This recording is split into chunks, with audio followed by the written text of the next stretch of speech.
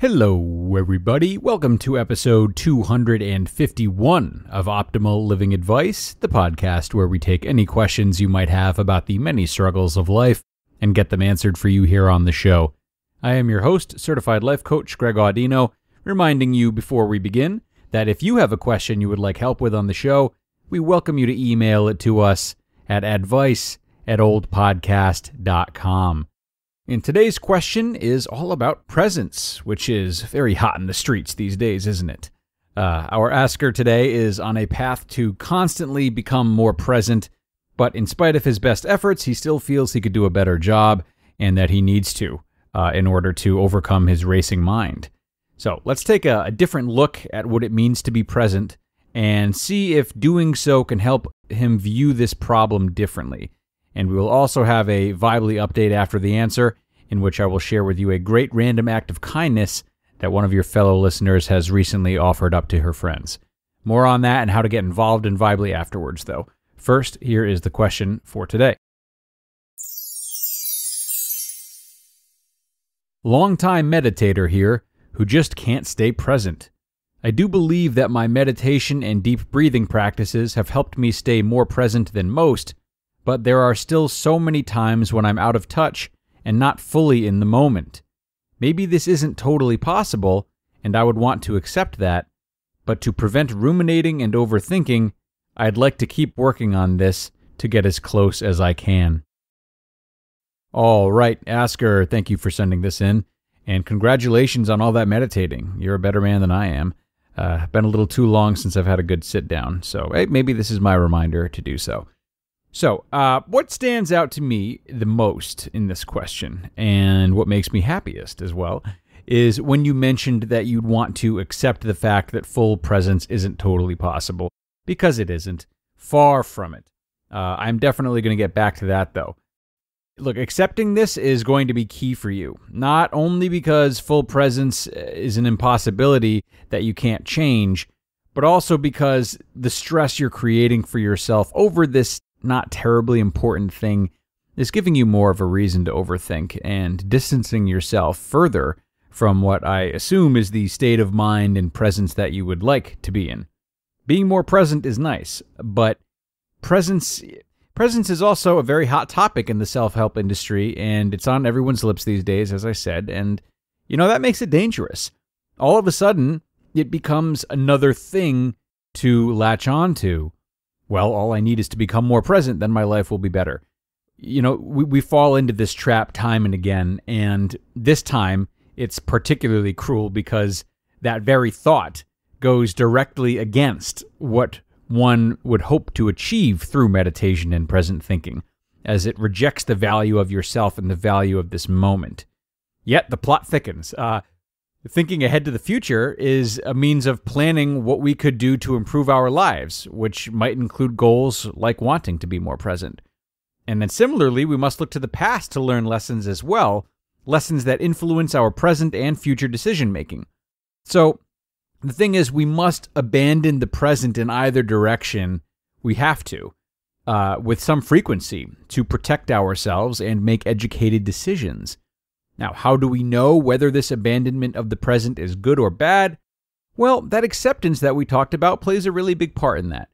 Thinking in fast forward or rewind is healthier the more we accept ourselves as we are and use those lessons from the past and anticipations of the future to supplement who we are right now, rather than aid in the rejection of who we are right now. I'm sorry if I am putting some of you to sleep with all this talk. I would not blame you for falling asleep on me. Look, let me skip ahead to what I think could help you, because I have two ideas for you. One is a challenge, and one is more of a reframe. So we'll start with the challenge. My challenge for you is to change your meditation practice and veer from the classical approach, the rules commonly laid out that many feel they have to follow, otherwise they fail. Try meditating and putting particular emphasis on not politely excusing thoughts like passing clouds. A lot of meditation instruction encourages us to not judge thoughts when they come up, but rather acknowledge them and send them on their way in an effort to get back to the breath. Look, this is fine, But I'm just asking you to try it differently this time. When those thoughts come up, consciously follow them. Don't distract yourself. Don't worry about getting back to the breath. Don't judge yourself. I'm asking you to stick with your thoughts and assess them. You might even do this out loud, or God forbid, you might even do it with your eyes open. But just stick with your thoughts and deliberately observe them. Observe where they come from, how they transition into new thoughts, what stories lie in your thoughts versus what facts lie in your thoughts, what types of answers you're trying to find, the whole nine. Now, second would be the reframe. And the challenge to change your meditation like that I just said, it's a good stepping stone into this reframe. You know, in that challenge, I'm not asking you to stop being present. That's the thing.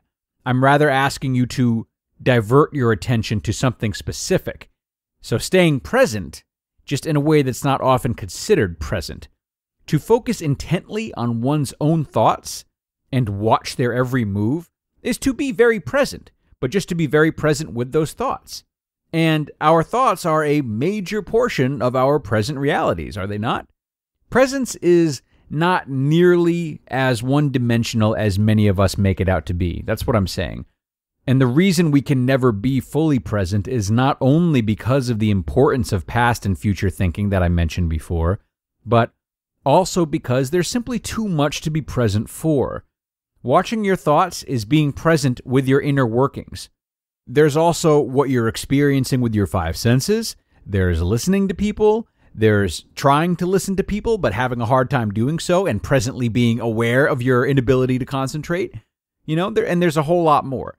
So if you can realize this, you'll probably find that you're a lot more present than you think, or at least that it's easier to become more present than you think. Because we have infinite opportunity to do so as long as we abandon the idea of being fully present in every way, shape, and form. To me, sustainable presence can be best defined as trying to remain self-aware in at least one way at all times. Now, maybe you go on a walk and you try to focus intently on the sounds of nature. Maybe you go on the bus and you do some people watching. Maybe when you're out with friends, it's making sure that you keep your phone in your pocket. Smaller goals like these that depend on where and when you're at, these are good places to start. And they will lead to long-term awareness of the decisions you're making and how you can best embrace each moment. And that is good presence. Thanks so much to the asker for sending this question in and trusting us to give some support. And thanks as always to you listeners for being here. I think this was a really important question to take before the idea of presence becomes any more badgered. It really is a wonderful pursuit to make a habit out of, and it seems to have a lot of benefits for people. But this is precisely why it can become something worth obsessing over and thus completely backfire. So continue looking for ways to make presence your own, as you would anything else, rather than trying to keep up with the Joneses or keep up with the monks in this case. Presence is not one size fits all, and it is not the last key required to save your life. Nothing is. So take it in stride. And now, everyone, for our Vibely feature. Vibely is our online group, which provides listeners like yourselves a chance to help out fellow listeners by sharing pieces of your own advice and personal experiences in response to the prompts that we provide on the platform for you guys. I highly recommend you join via the link in this episode's description if you haven't already, because it really is such a good place to get to know one another, and it's a good place to get to know us hosts too. And for those of you who like to partake in group chats like myself, we even have those too, each one covering a different topic that we cover on our shows. And for today's feature, we will look at one of our most recent prompts, which is about random acts of kindness. We want to know about the best or your favorite random acts of kindness that you've done for others or the world around you. And listener Irene Fortuna has a really impactful way she gives back, especially to her friends. She says, "A few days ago, my two best friends had such a big argument that one of them decided not to be friends anymore. I was among them at that time. Because of their selfishness in not apologizing to each other or realizing each other's mistakes, they left each other without any resolution, and I can't interrupt their conversation. Then I went to the gelato store to buy ice cream. I added a note with a smile on it and gave it to them. In the afternoon, one of them invited us to apologize and resolve their issues amicably. Greg here again, a great example of how such a simple and sweet, pun, act can make a difference. And we really should do our best not to avoid these types of things out of fear that they will somehow only cause more of a mix-up. I am definitely guilty of that myself sometimes. So here it is. Irene is showing me the way too. It should be said also that in this post, she has a picture of all the delicious gelato from that market. So if you want to do some salivating, all the more reason to join Vibely. Okay, I will leave you to do that now. It's time to wrap up for the day, everybody.